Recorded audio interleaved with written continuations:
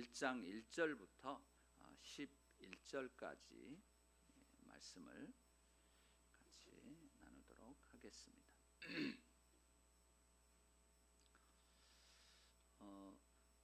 내년부터는 가능하면 성경을 여기다 안 띄우려고 생각을 합니다. 그래서 성경을 가지고 다니시기 바랍니다. 그래서 이 뭐 큰 교회면 이거 필요한 것 같은데 우리 같이 뭐 이렇게 작은 교회에서 이거 이렇게 해가지고 성경책 안 가지고 다니는 게 조금 마음에 좀 이렇게 막 걸립니다. 그래서 내년부터는 성경을 여기다 이렇게 안 띄우겠습니다. 그러니까 여러분들이 성경을 미리 준비해 주시고, 우리는 지금 우리말 성경으로 이렇게 하기 때문에 성경 중에 요 성경이 있는데, 여기는 한쪽에는 개역개정, 한쪽에는 우리말 성경이 있습니다. 그래서 아주 또 이렇게 보기에도 좋고 그렇습니다. 여러분들이 미리 좀 준비를 해주시고,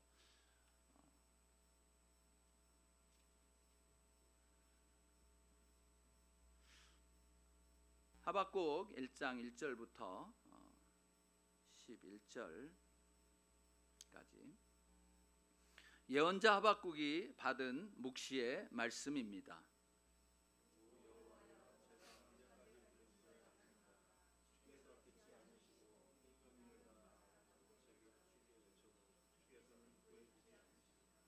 왜 저로 하여금 불의를 보게 하십니까? 왜 죄악을 쳐다보게 하십니까?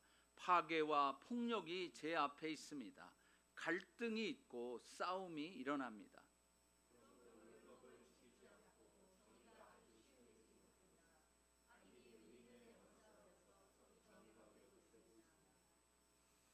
다른 나라들을 보고 잘 살펴보아라. 놀라고 즐겁할 것이다. 내가 살아있는 동안에 내가 어떤 일을 행할 것인데 내게 말해 주어도 너는 믿지 못할 것이다.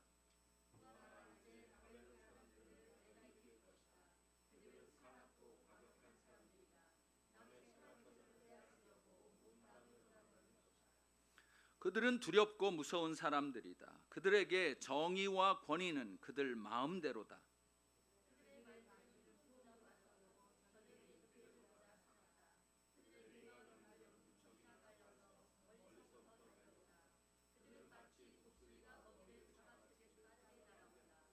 그들 무리는 동쪽 바람처럼 모두가 폭력을 휘두르려고 와서 포로들을 모래알처럼 모은다.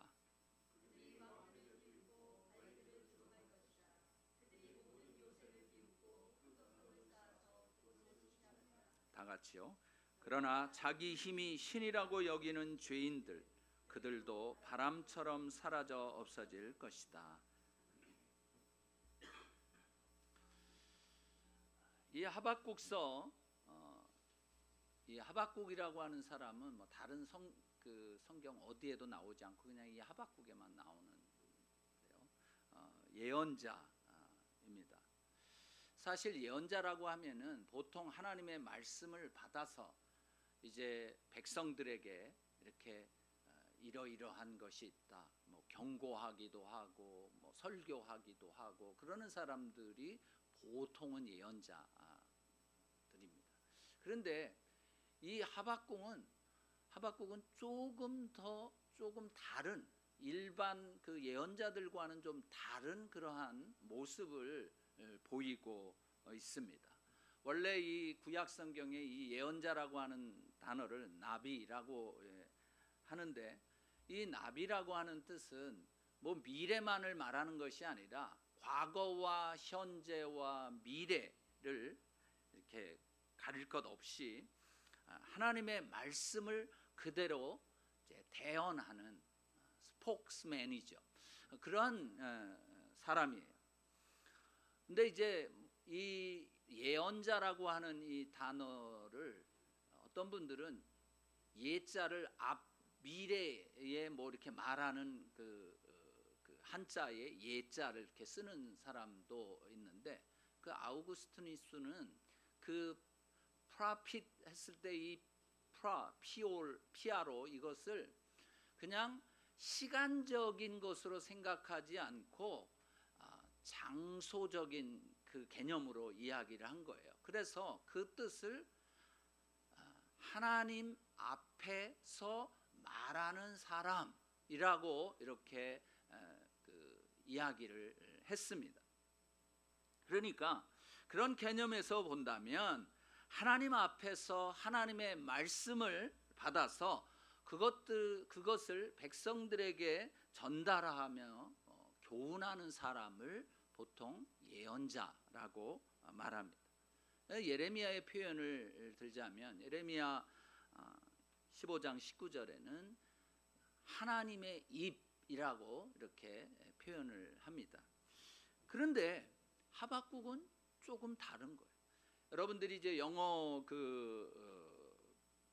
를 보면 이 하박국은 1장부터 3장까지 다 무엇으로 쓰여져 있냐면 시의 형태로 쓰여져 있습니다. 평서문으로 이렇게 쓴 게 아니라 다 시의 형태예요. 그래서 그럼 이 하박국이 어떤 사람이었을까? 이 사람이 이렇게 쓴 거를 이렇게 보면 뭐 중간에 셀라도 나오고 뭐 앞에 뭐 시기 뭐 이렇게 그 성가대원들이 하는 그것들을 이렇게 좀 쓴 거예요. 그래서 성서학자들이 생각하기에는 이 사람이 성가대에서 있었던 그 또 성가대원으로 활약했던 사람이 아닐까 이렇게 이제 생각도 하고 있습니다. 여하튼 이 그가 시를 쓴다고 하는 것은 굉장히 은유적인 표현들이 많은 거예요. 그리고 어떤 한 문장에 어떤 한 단어에 굉장히 그 포함되어져 있는 그 단어나 그 문장의 속뜻을 좀 알아야지 되는 것이죠. 그냥 평서문으로 내가 한 대 맞았어 그러면 맞은 거지만 뭐 그것을 시적으로 표현을 한다면 내 뺨에 뭐 무엇이 지나갔다 뭐 이런 식으로 이제 하는 거죠. 그러면 그런 것들을 이 시라고 하는 것은 은유적인 것을 표현하는 것이기 때문에 이것이 진정 어떤 의미인 것인지 한 단어지만 또 한 문장이지만 여러 가지 그 의미들을 포함할 수도 있는 것이에요. 근데 이 시는 탄식시인 거예요. 하나님께 드리는 탄식시, 탄원시 뭐 이런 것입니다. 사실 시편에 그런 그 시가 많이 있죠. 또 사실 예레미야라든지 에레미야 애가라든지 이런 것들도 보면 시적인 표현들이 있어요. 그래서 이 시를 쓴 이유는 무엇일까? 그냥 이 하박국은 이것을 하나님께 간절히 드리는 기도의 형태였던 것이죠. 탄식하는 거예요. 기도하면서. 이 하박국이 살았던 시대를 우리가 알아보면 이렇게 시로 표현할 수밖에 없었겠구나 하는 것을 알게 됩니다. 자신의 심령 그 마음을 하나님께 쏟아놓는 그런 것이. 예레미야 2장 18절 19절을 한번 같이 읽어 보겠습니다. 다 같이요. 시작. 그들의 마음이 주께 소리질러 외쳤다. 딸 시온의 성벽아, 너는 밤낮으로 눈물을 강물처럼 흘려라. 안도의 숨을 쉬지 말고 내 눈을 쉬게 하지 마라. 밤이 시작되는 시각에 일어나 부르짖어라. 주 앞에서 내 마음을 물처럼 쏟아부어라. 모든 길 어귀에 배고파서 쓰러지는 내 어린 자녀들의 생명을 위해 내 손을 그들 향해 들어 올려라. 이것이 너희들의 마음을 하나님 앞에 쏟아 부어라라고 하는, 이것이 바로 탄식시의 아주 그 전형적인 모습인 것입니다. 하박국이 활약하던 이 시대는 어떤 시대였냐면 바벨론이 이렇게 그 발흥하고 있던 시대였어요. 뭐 바벨론이 지금 강대국이 되어지진 않고 이제 막 올라오는 그런 시기였어요. 그 당시에는 어느 나라가 이제 그 강대국이었냐면 아수르가 강대국이었어요. 그런데 그때 또 신흥 세력인 애굽, 이집트가 이 아시리아하고 이렇게 동맹을 맺고 있었습니다. 근데 바벨론, 여기 이제 성경 옛날 개역 성경에는 갈대아라고 이렇게 나오는데, 이 갈대아는 이제 한 지역의 이름이었는데, 그 바벨론이 이제 나중에 그 힘을 얻으면서 바벨론 세력이 이제 되어진 것이죠. 아수르가 이 애굽과 이렇게 동맹을 맺어서 지금 막 이렇게 신흥 세력으로 올라오고 있는 이 바벨론을 좀 제압하려고 하는 그때였어요. 그래서 그때 어떤 일이 있었냐면 애굽 왕 바로, 애굽의 그 왕의 명칭이 바로였습니다. 바로는 이름이 아니고 그냥 왕의 그 하나의 뭐라고 그럴까, 그 명칭이라고 그럴까, 이름이 아니에요. 그 이름이 누구냐면 그 당시에 바로 왕이 이름이 느고였어요. 이 느고가 무깃도, 북부 가나안 지역의 북부에 있는 무깃도에 와서 이제 이 바벨론이 막 이렇게 자라나려고 하니까 요 싹을 그냥 잘라버려야 되겠다 해가지고서 이제 그 무깃도에 와서 전쟁을 이제 그 벌이게 됩니다. 패권 전쟁이죠. 네가 세냐 내가 세냐. 그런데 그때 이 유다 왕이 누구였냐면 요시야였습니다. 이 요시야라고 하는 사람은 아주 전무후무한 그러한 그 하나님께 대해서 굉장히 헌신했던 사람이었어요. 그 사람에 대해서 우리가 열왕기하 23장 25절에 이런 말씀이 있습니다. 같이 한번 읽어보겠습니다. 시작. 요시야 왕 이전에도 이후에도 요시야가 한 것 같이 모세의 모든 율법에 따라 온 마음과 온 정신과 온 힘으로 여호와를 향한 왕은 없었다. 이거를 이제 사자성어로 전무후무라고 하지 않습니까? 요시야 왕처럼 유월절을 지켰던 왕이 없어요. 이거는 여러분들이 이제 집에 가셔서 열왕기하 23장을 한번 쭉 읽어보세요. 뭐 굉장합니다. 그래서 이 요시야 왕이 이제 느고가 이렇게 왔는데, 이 당시 요시야 왕은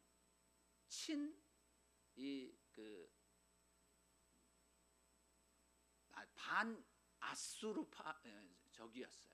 그래서 애굽이 와서 이제 바벨론을 어떻게 이제 하려고 하니까 가서 이 느고와 싸우게 된 것입니다.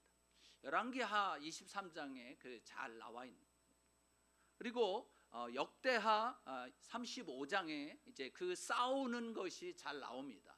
애굽 왕 느고와 그리고 이 요시야 왕이 싸우는 것이 거기에 나오는데, 역대하 35장 24절 25절 말씀을 한번 읽어보겠습니다. 시작. 다른 전차에 옮겨 태우고 예루살렘으로 모셔왔지만 요시야는 예루살렘에 이른 후에 죽었습니다. 요시야는 자기 조상들의 무덤에 묻혔고 온 유다와 예루살렘이 그를 위해 슬퍼했습니다. 예레미야는 요시야를 위해 슬퍼하는 노래를 지었고 오늘날까지 모든 노래하는 남자들과 여자들이 이 슬픈 노래로 요시야를 기리고 있습니다. 이 노래들은 이스라엘에 지금까지 내려오며 가사는 애가 가운데 적혀 있습니다. 이 느고하고 이제 싸우겠다고 요시야 왕이 나오니까요, 느고가 이야기합니다. 내가 여기 온 것은 하나님의 명령을 받아서 온 것이니까 당신이 하나님의 명령에 반대해서 나와 싸우지 말고 관두시오 그랬어요. 근데 이 요시야는 싸웠어요. 아니다. 그래가지고 어느 사람 이제 그 갑옷을 입고 변장을 이제 해고서 이제 싸우는데 어느 병사가 쏜 화살이 그 깃 사이에 이제 들어와서 중상을 당해갖고 지금 우리 읽었던 대로 급하게 예루살렘으로 왔지만 죽어버렸던 것이. 그래서 이 당시에 이 유다 사람들은요 너무 놀란 거예요. 아니 이렇게 하나님을 사랑하고 하나님의 말씀대로 철저하게 산 전무후무한 이 요시야 왕이 어떻게 전쟁 중에 죽을 수가 있느냐라고 하는 것이었어요. 그래서 이들은 온 예루살렘과 유다 사람들은 너무나도 슬퍼서 그를 위한 슬픔의 노래 애가를 지었던 것이에요. 그 애가가 지금까지 오늘날까지, 여기에서 이 오늘날까지라고는 이 성경이 쓰여졌던 에스라 시대까지를 말하는 것인데 그렇게 그 슬픔이 너무나도 컸던 것이에요. 여러분 우리가 가끔 이런 것들을 보지 않습니까? 정말 하나님의 말씀대로 살고 정말 하나님을 위해서 애썼던 사람들, 그런 사람들이 죽지 않았으면 좋겠는데 그런 분들은 또 일찍 돌아가시더라. 저희 아버님도 43세 돌아가셨는데요. 예전에는 몰랐는데 정말 하나님의 말씀대로 사셨던 분이. 뭐 오카는 목사님도 사실은 더 사실 수 있는 분이잖아요. 63세인가 5세인가 뭐 하여튼 그쯤에서 돌아가셨죠.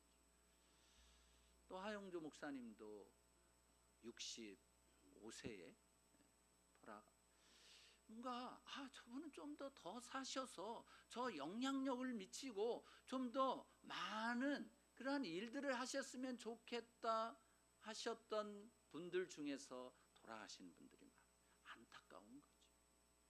그러니까 이 당시의 유대 사람들은 바로 이런 것이에요. 아니 요시야 왕이 이렇게 부흥을 일으켜요. 하나님께 대한 새로운 것, 하나님 마음, 백성들의 마음을 하나님께로 인도하고 하나님의 말씀대로 살아가겠다고 그렇게 애썼던 이 사람이, 이 왕이 죽다니. 그렇게 되니까 이 사람들은 아니 이게 부흥의 대가란 말인가? 아니 이런 일이 어떻게 일어날 수 있는가? 그러면서 신앙의 회의가 들어가게. 우리가 지금 당하고 있는 이 고난, 지금 이제 이 하박국이 하나님께 질문하고 있는 이러한 고통들이 왜 일어나는가? 그렇다면 이것이 진정으로 하나님께서 원하셨던 것인가?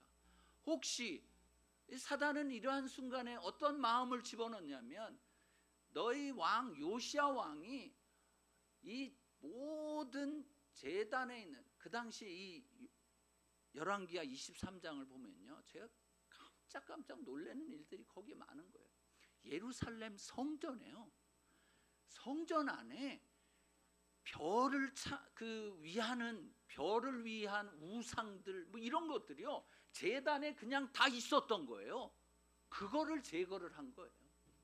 그러니까 아니 그런 것들을 제거한 결과가 지금 이러한 것인가 라는 것이죠.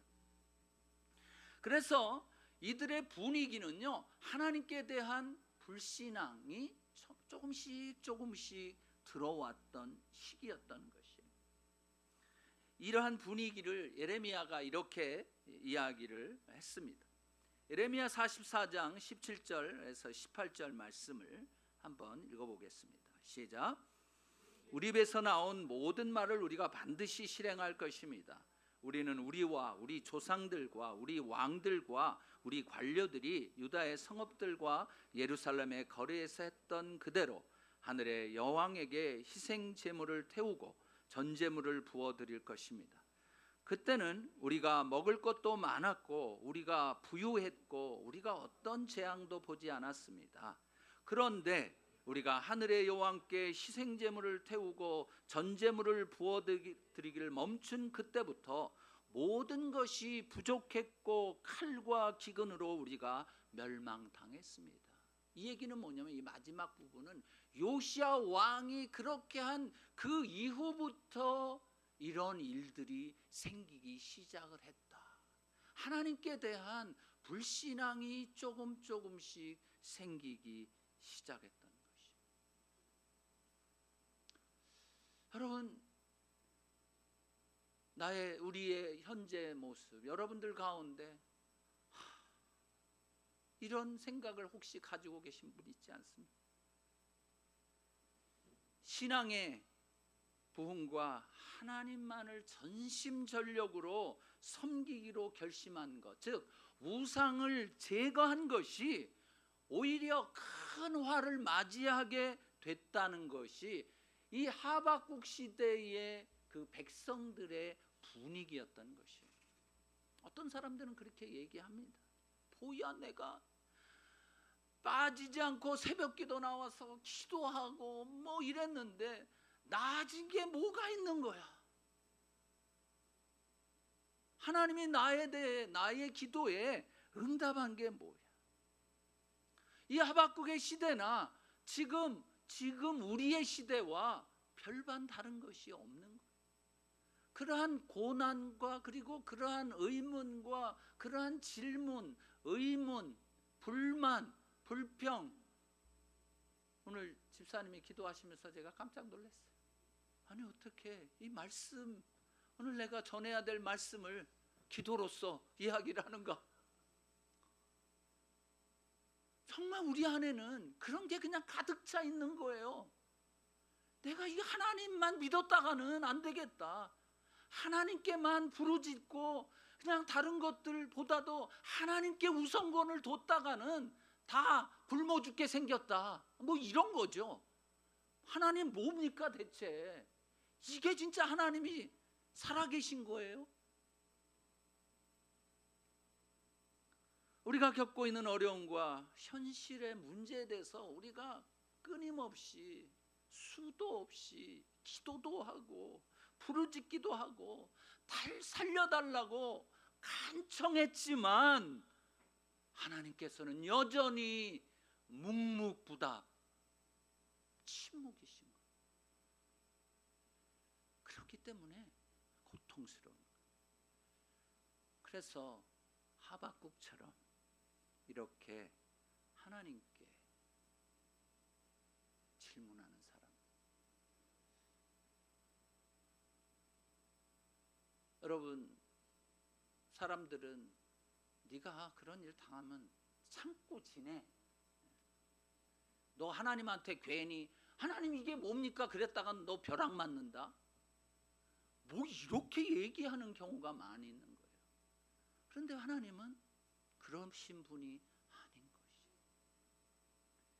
오늘 2절부터 4절까지 말씀을 우리가 다시 한번 읽어 보겠습니다. 다 같이요. 시작. 오 여호와여, 제가 언제까지 부르짖어야 합니까? 주께서 듣지 않으시고 폭력입니다라고 주께서는 구해주지 않으십니다. 왜 저로 하여금 불의를 보게 하십니까? 왜 죄악을 쳐다보게 하십니까? 파괴와 폭력이 제 앞에 있습니다. 갈등이 있고 싸움이 일어납니다. 그러므로 율법을 지키지 않고 정의가 아주 실현되지 못합니다.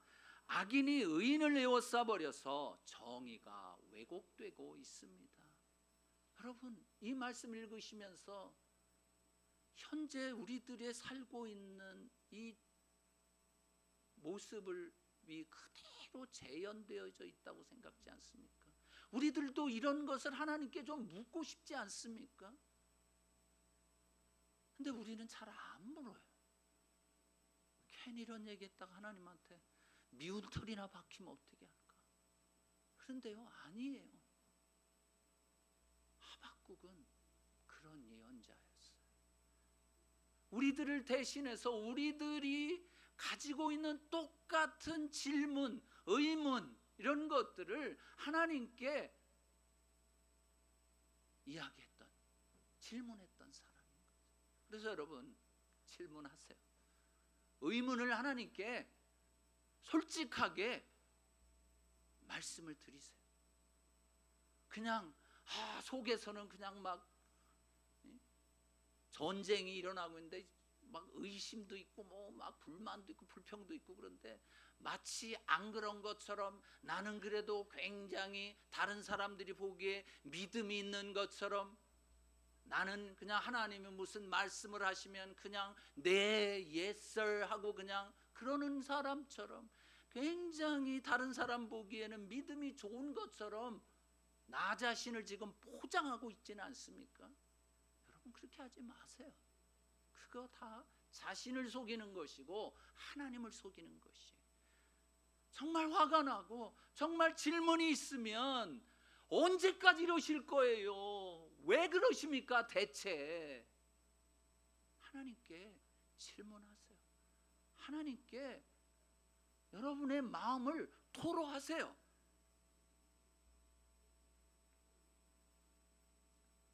신앙의 사람이라면 하나님께 대해서 의문을 품거나 회의에 빠져서는 안 된다고 생각을 합니다.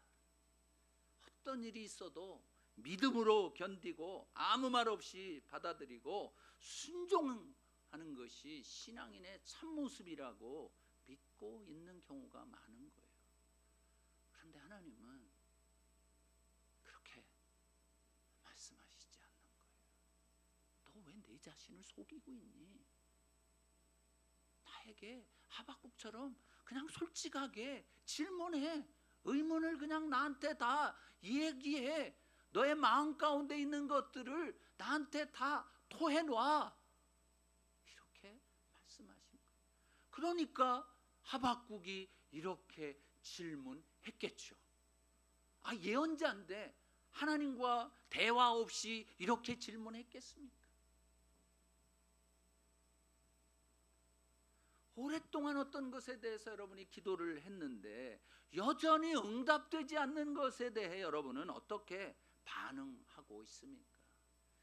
언젠가는 되겠지 라고 지금까지 기다렸지만 아직도 응답이 없는 것에 대해서 여러분은 어떻게 생각을 하고 있습니까? 속으로는 하나님에 대한 불만, 불평이 있지만 겉으로는 아무렇지도 않은, 그냥 자신과 하나님을 속이고 있지는 않습니까? 한국에서 인투 청소년을 할 때 만난 애가 있었습니다. 초등학교 5학년 때 자기 조카 동생이 백혈병에 걸린 거예요. 그래서 얼마나 열심히 기도했는데 걔 좀 살렸다, 걔 백혈병 낫게 해달라고. 그래서 뭐 초등학교 5학년짜리가 기도도, 교회 가서 기도도 하고 막 이랬더니 그 당시처럼 이렇게 자기가 신앙이 좋았던 때는 없었다고. 근데 기도를 했는데요, 걔가 죽었어요. 그러니까 얘가 완전히 팽 돌았어요. 하나님이 내 기도 안 들어주네? 하나님이 안 계신 거 아니야? 그래가지고요, 그 다음에는 마음 가운데 하나님에 대한 실망이 생기기 시작을 하면서 에라 공부고 뭐고 이러면서 이 아이가 그때부터 실실 이제 밖으로 나가면서 오토바이를 타면서, 오토바이 타면서요, 뭐 100km, 120km 그냥 왕 하고 가는데요. 걔네들 잘 타는 애들은 어떠는 줄 아세요? 딱 거기에 앉아가지고요, 거기에서 휙 돕니다. 이게 가는데 그 찍힌 게 MBC까지 나왔었어요. 걔가, 이놈이 뭐 공부는 뭐 안 하는 거죠 당연히. 그러다가 내가 중3 때쯤에서 이제 인터에 와서 하나님을 이제 만난 거예요. 하나님이 이 아이를 변화시키셨어요. 하나님을 떠나면 누구든지 자기 정체성을 잃어버리게 돼요. 자기가 누군지 모르게 되면 혼란 가운데 빠지게 되어지는 것입니다. 이거는 뭐 어린아이든 어른이든 상관없어요. 똑같아져요. 왜 세상이 지금 이렇게 엉망진창으로 되어져 가고 있습니까? 자기 정체성을 잃어버렸기 때문에, 내가 누군지를 모르기 때문에 그런 거예요. 그것이 어디에서부터 비롯됩니까? 하나님에 대한 실망도 있고, 뭐 예수님을 알지 못하는 사람은 뭐 처음서부터 그러겠죠.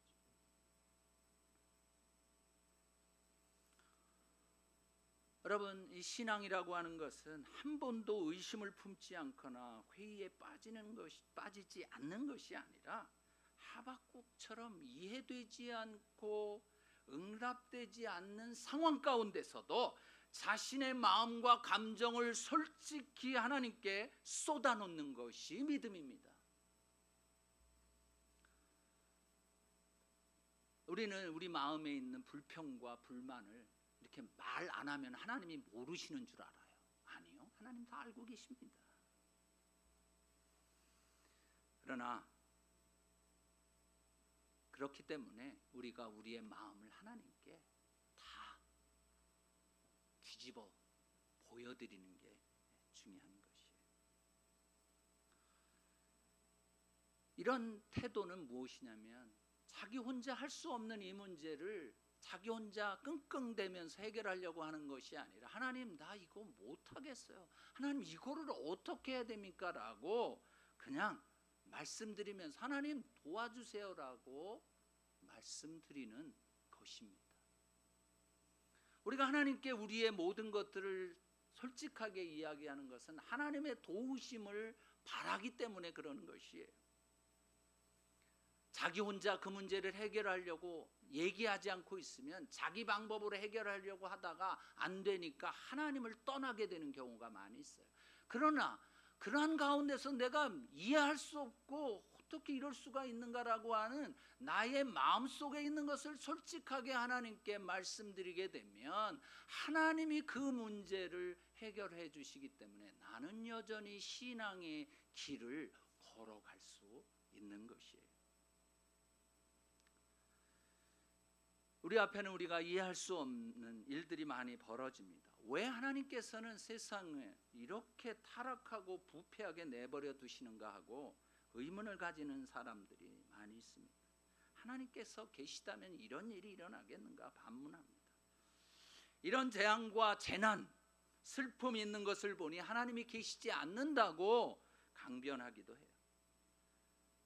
하박국이 바로 이런 사람들을 대신해서 질문하고 있는 것이. 여러분들에게 이런 것이 있습니까?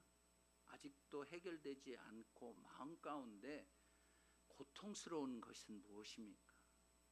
언제까지 하나님께 이렇게 언제까지 침묵하실 거예요? 왜 이렇게 하십니까? 내 가정의 재정 문제를 언제까지 이 상태로 있게 하겠습니까? 왜 내 자녀를 저런 상황 가운데 놓아두시는 겁니까? 언제까지 저 사람이 나를 괴롭히게 놔두시겠습니까? 왜 하나님을 대적하는 사람들이 하나님을 경외하는 사람들보다 더 잘되고 있습니까? 나의 이 고통은 언제까지 지속되는 것입니까? 이런 질문을 여전히 하고 있지는 않습니까? 사랑하는 형제 자매 여러분, 이런 질문을 솔직하게 하나님께 하십시다. 괜찮아요. 내 속에서 끙끙 앓으면서 스스로 해결해 보려고 애쓰다가 하나님께 원망을 하면서 하나님께로부터 돌아서지 말고 하나님 앞에 모든 것을 가지고 나가서 솔직하게 나의 감정과 상황을 이야기하십시오. 그러면 하나님은 반드시 응답하십니다. 5절부터 11절까지의 그 말씀은 무엇인지 아십니까? 하나님께서 응답을 하셨는데 무슨 응답을 하셨냐면, 이제 너희들 유다 너희들을 바벨론을 들어 심판하시겠다라고 하는 것이. 아니 이건 무슨 뚱딴지 같은 해답입니까? 응답입니까? 아니 하나님 왜 그러세요? 왜 언제까지 이러실 거예요? 라고 하면은 내가 곧 너희들을 이렇게 하는 것을 없애겠다 뭐 이렇게 대답해 주시는 것이 아니라, 내가 너희를 너희보다 더 악한 바벨론을 들어서 심판하시겠다는 거예요. 그 얘기는 무엇입니까? 우리들의 내부에 있는 우리들의 악을 먼저 처리하시겠다는 것이에요. 하나님이 항상 하시는 방법은 그것입니다. 외부로부터 주어지는 어떤 그 사람들을 어떻게 하겠다라고 하는 것이 아니에요. 내 안에 있는 것을 먼저 치리하시겠다는 것이에요. 여러분, 그것을 들으셔야 합니다. 하나님은 우리에게 항상 이렇게 말씀하십니다. 네 내부에 있는 악을 내가 너희보다 더 악한 바벨론을 사용해서 다 쓸어버리겠다고 말씀하시는 거예요.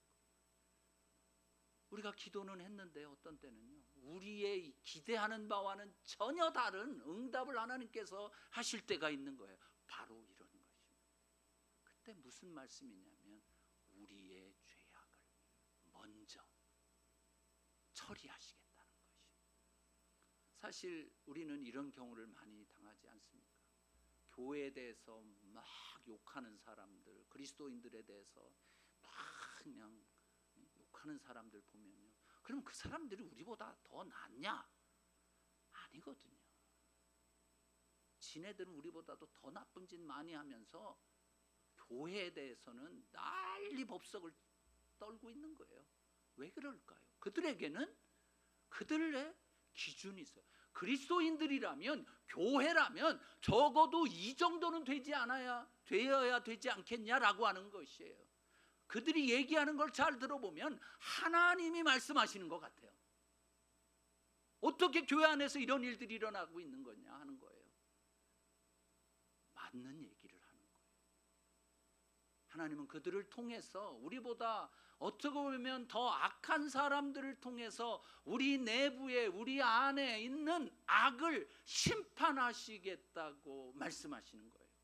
이것은 동일하게 오늘을 살고 있는 우리들에게도 똑같은 것입니다.